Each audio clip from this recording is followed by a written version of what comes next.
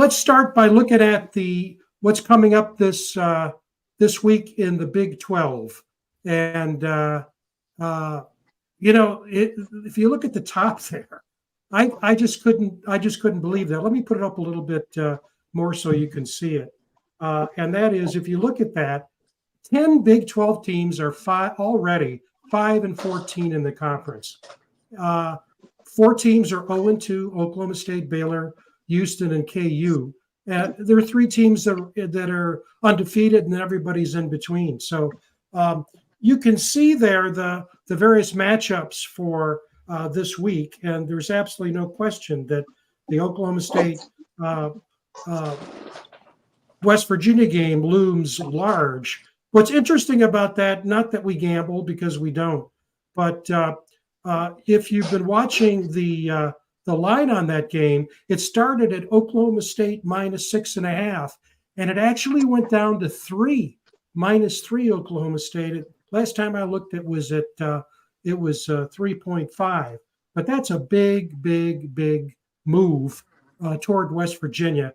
And we'll talk more about the West Virginia. It's the last item there. It's a must-win, obviously, for Oklahoma State. And a WVU win puts us in a really that top echelon going into the Iowa State game the week after that. But Tech's playing Arizona.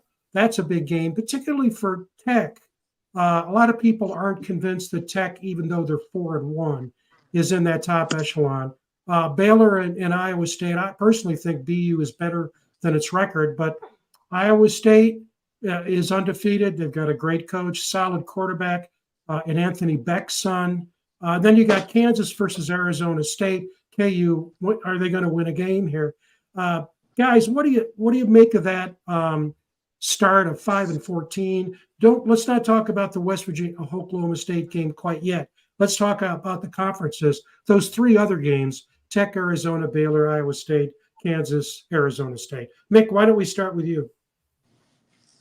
Well, it just goes to show you the value of preseason polls. They don't mean anything, because I believe Kansas State, Oklahoma State, Utah, a number of teams in the Big 12 are ranked, in the top 10, top 25 in preseason. And it hasn't turned out that way so far. As you mentioned, Oklahoma State is in big trouble if they don't have any success against us, or they're out of it completely. The big surprise in the conference, I believe, is BYU. Although they haven't had that tough of a schedule, they are undefeated, as is, Colorado as well.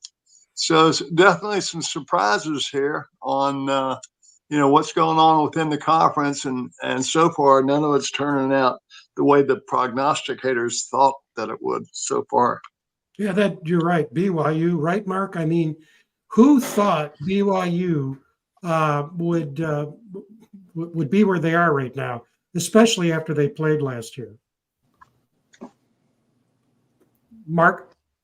Yeah, BYU is a surprise, but what this looks like to me is the conference is wide open, and West Virginia has an opportunity ahead of it. I mean, it's got a tough stretch here, but there's also an opportunity there to capitalize, like you had said earlier, and move into the upper echelon of the conference race. And that's what I'm hoping for. It's all gets started on Saturday. So, like I said, it's wide open right now. Yeah, and that you're absolutely correct. Joe, thoughts? Any thoughts about the conference as you see it, at least so far? Well, my buddies, they were all gloom and doom after we lost to Pitt and Penn State, which especially the Pitt game was really disappointing. But, I said, boys, those games really don't mean a whole lot. I said, Penn State may be the best team we see all year. And I said, we get in a conference. I said, we run the table in conference. We're in the playoffs. So I said, I hated to lose to Penn State, but those games really, in the big scheme of things, the way things are set up now with the playoffs, those games really don't come to bear too. It's all about your conference play. That's And right. You're absolutely correct. Yeah, but like I say, after I said we're in first place in the conference undefeated, what more could you ask for? Going to Oklahoma State, and we win that game, and yeah, we're in the catbird seat. I think we're on our way, and I really liked what I saw last week. Green got back to being Green. It looked like he was trying to sit back in the pocket too much. He's a guy that needs to be on the edge and use his feet. That's when he's at his best. And last week he showed that. I mean, he had a tremendous game, I thought. Yeah, there's no question about that. Yeah. Mickey and Greg and I have talked about how West Virginia relies on his legs, and they've worked very hard to increase that passing percentage. We're going to look at stats in a few minutes. And one of the things here, history is always a good teacher, and so sorry to be painful, but we played Oklahoma State last year, and it might be good to look back at that game. And if you recall that Dale Sparks photo, the tribute to Dale Wolfley at the stadium last year, West Virginia was ahead at the half, and so, but we lost 48-24. And Coach Brown talked about this at his presser on Monday. It was a blitz in the second half. They made some. They took some risky. They took some risks on the defense in the second half, and Ollie Gordon just. I mean, we were talking before the show about Mountaineers who've had big days. Ollie Gordon had a big day, ran for 282 yards. But what was interesting is that Oklahoma State only outgained WVU total yards last year by 16 yards, which means it was the Ollie Gordon show. And one of the reasons is West Virginia had 3 turnovers, 2 fumbles and interception. But to your point, Joe, Garrett Green had a big day last year. 249. Yeah. Yeah, when he's running and opening, I mean, when he's running and they're having to spy him and they can't drop as deep as they want to, it just opens everything up, opens up the middle of the field for the passing game. And it's so much different when he's being productive with his legs. Yeah, you look at those total yards. You go 366 for Green, 282 for Ollie, and you say, well, that pretty much was a wash. The problem was Gordon just had, he had, well, look at the numbers. In the second half, he had a 46-yarder and a 53-yarder. Those are very long runs, half of the field, and that was that. And if you recall, that loss came on the heels of that devastating Houston loss, last second Hail Mary at the end. And that put us at 4-3, and we pivoted off that. And we only lost to Oklahoma the rest of the way. So last year, the Oklahoma State was really the end of the first half and the beginning of the second half. Maybe it'll be a pivot this year, we hope, but on a winning side. Mark, your thoughts? Yeah, I think turnovers could be a key this year as well, but I do think I'm going to be positive and hope that this is a springboard, to get us on a roll here. Win this game Saturday. We got a night against Iowa State, which they're good, but it's going to be a great atmosphere in Morgantown. It's a different place at night, and we can get on a roll again and have a very similar season to last year, actually, if we can get on a roll here. Yeah, no, I agree. Mickey? Turnovers are key, in any game. We turned it over, 3 times against them last year. As good of a team as Georgia is, I watched them go down to defeat to Alabama down here last Saturday night. They had 4 turnovers in the game. Yeah. If they hadn't turnovers are key. Just key. You can't afford to look back or look ahead. Any coach worth his salt will tell you, forget about what our record is. This week, we want to be 1-0. And that's all you care about is being 1-0. They got to stop Ollie. No question about that. Yeah. Got to stop him. We're going to get to the keys to the game here in a few minutes. So I'll reserve the rest of my comments for that, Frank. Yeah. You're absolutely correct. And one of the things Coach Brown talked about on Monday, they have so much talent. They have big defensive ends, a great linebacker, a very good safety. We'll talk about them in a second. And he also talked about, and we'll go to this slide here, the stat comparisons. Alan Bowman, he said, the thing about Alan that sets him apart, not only is he tall, but he gets the ball away in a nanosecond. And you saw, if you saw the Kansas State game, there was one short pass with a run, and that wide receiver took that ball and he was down the field. I think it may have been Presley in a flash. Nobody could catch him. And so he said, that's the thing we've got to worry about, is that Bowman gets that ball away really, really fast. That offensive line for Oklahoma State has only given up one sack all year long. And he said the reason is they just have to sustain that push, and then the ball's out of Bowman's hands. But Bowman isn't necessarily having a record year. You can see that. He's got 6 interceptions and a 73 quarterback rating. Actually, Garrett Green's is higher, even though he's not so far, not having the kind of year that we thought he would, but there's still a lot of games left. But twice as many yards as Bowman, because they pass so much more and more touchdowns. But the thing about this, Mark, I'll turn to you. Nobody would have predicted, I'm sure you wouldn't, that this time of year, Oklahoma State's has played 5 games. Now, Ollie Gordon only has 334 yards on 88 carries, and that his yards per carry is only 3.8. To me, that's a shocker. Is it to you? Oh, yeah, and I think we need to our defensive line has been playing better, and I think that's something we've got to do is to keep – that's a key to the game to win it, is to holding him down in his yards per carry and keeping him in check, and I think, that's going to help keep him off the field, basically, get him – have a lot of 3 and outs and eat some clock is going to be a big factor as well. Yeah. If he starts running downhill, we're in trouble. Yeah. Let me pop over Presley for a second, Joe. The guy to watch that, and again, Coach talked about him on Monday, is this Nick Martin at linebacker. He's a beast. He controls the middle. 28 total tackles. He's been in on a number of sacks. Trey Rucker, Coach talked about him too. He's their leading tackler at safety.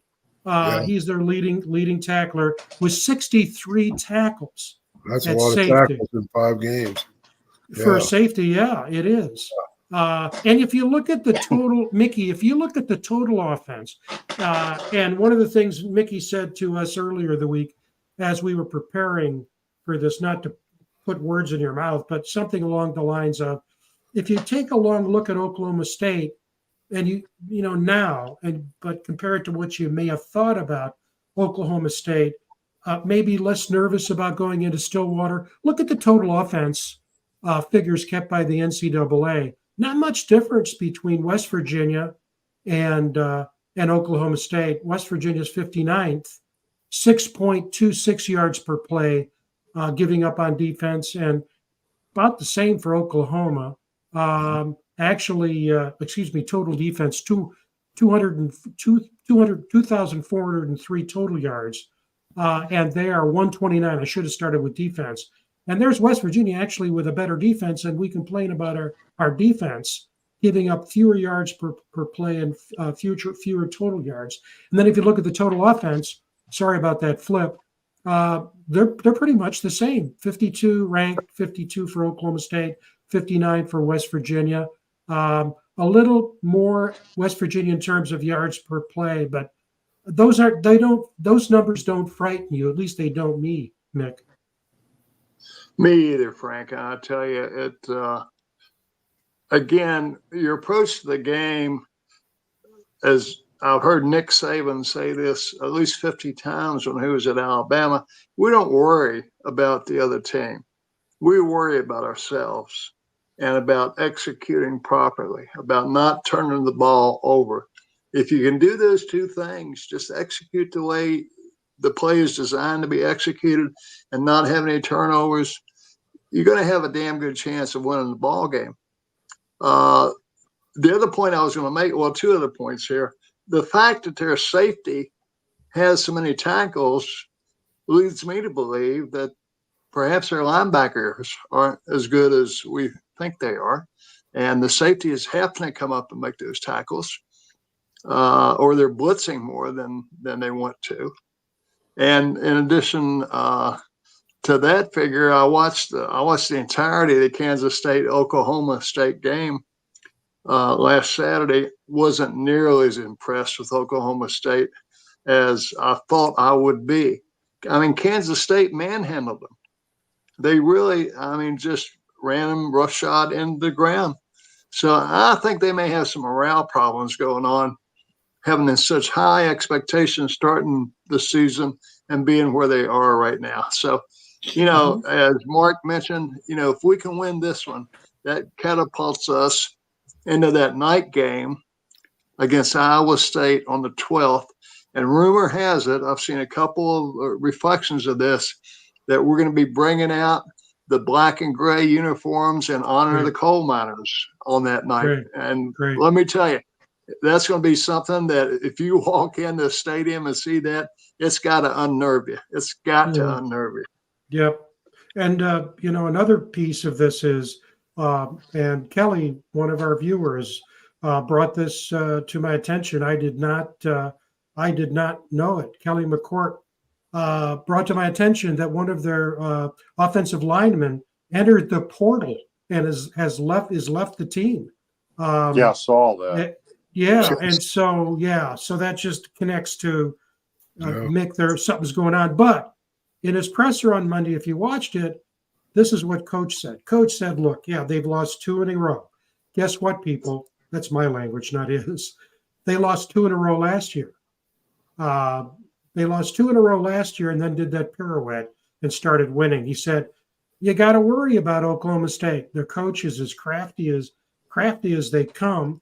And, if you look at the West Virginia side of this table, just like Joe said, Garrett Green, I would have expected more than 902 yards at this point. CJ at 284, the leading rusher, I would have expected more. The yards per carry, that's good, 5.6. We're not getting everything out of our wide receiver room. Hudson Clement, God bless him. You mentioned it last week, Mick. What an incredible player, former walk-on. Was crazy against KU. Wonderful to see that. He has a knack of getting open. 231 yards, 14 receptions. But look at that yards per reception, 16.5. And there's the other thing, Joe. Here we go again. Anthony Wilson, safety with 29 tackles, 11 solo, and there's a linebacker with 28 tackles.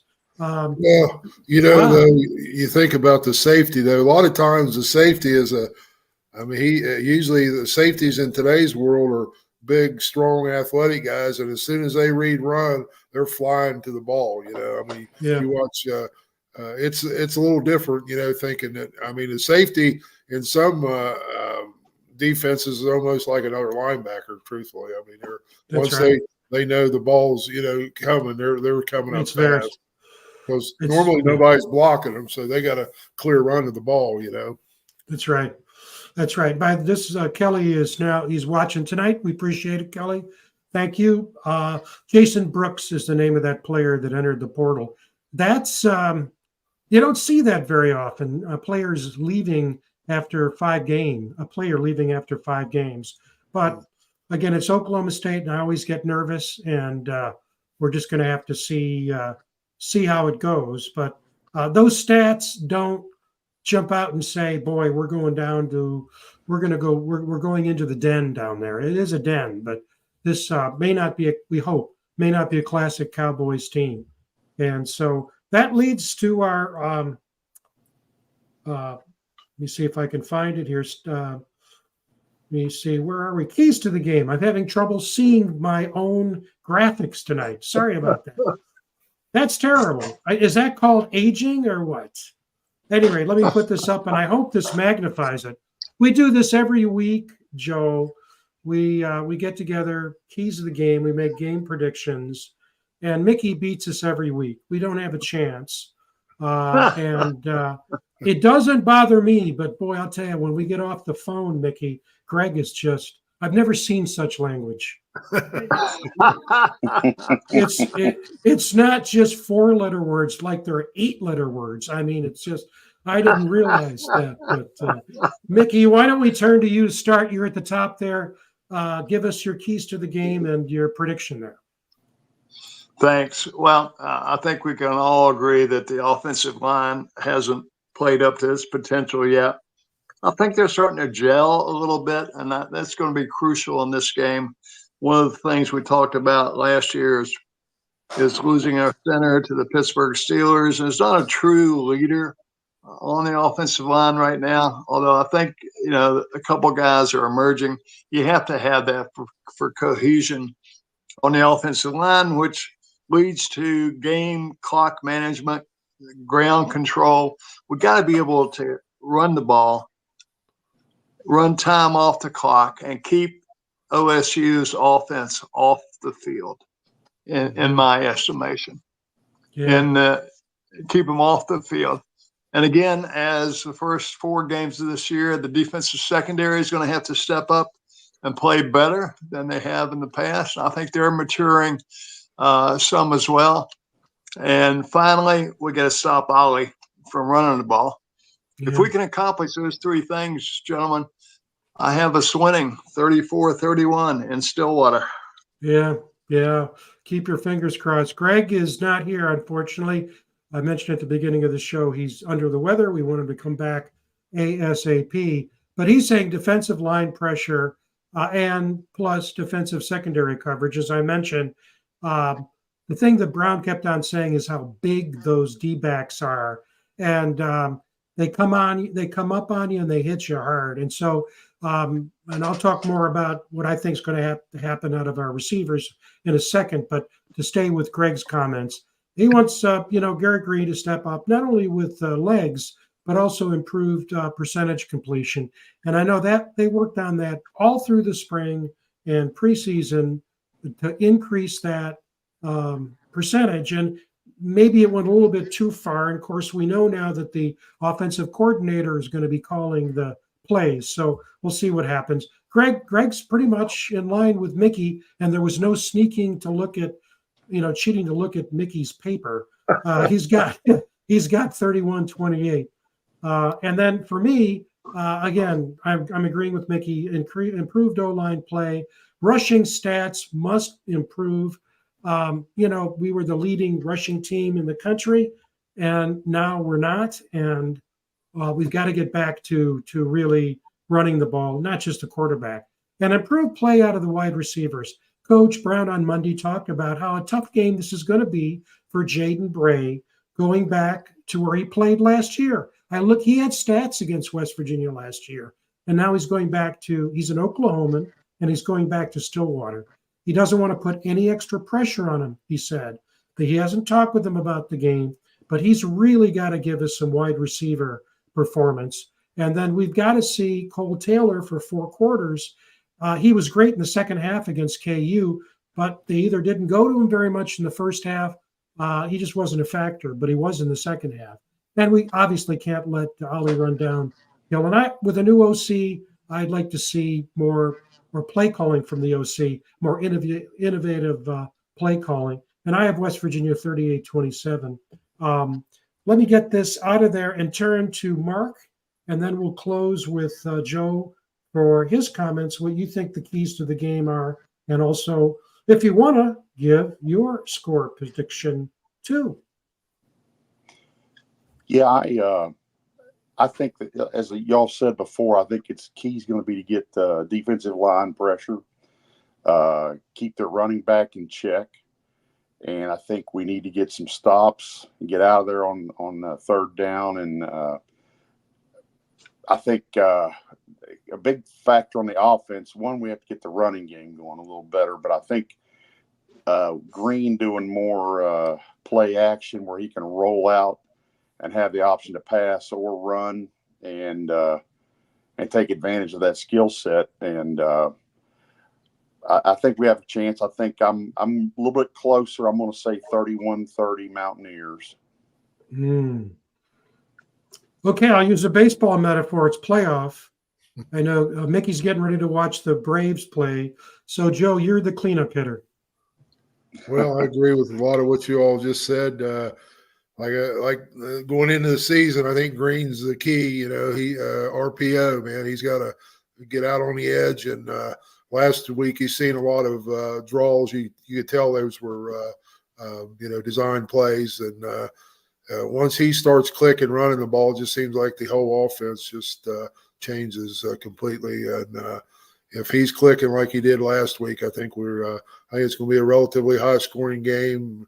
I'm going to say about 35 to 31 with WVU coming out on the long end of it. Great. And Kelly put up that information about the simulation. It was close, but Oklahoma won in a high scoring game. So, yeah, we'll just have to, this is a big game for West Virginia. And we know a lot of people are upset with the Mountaineers, the 2 losses to Penn State and Pitt. But the fact of the matter is we did come back when we thought that there would be a loss against KU. We beat them.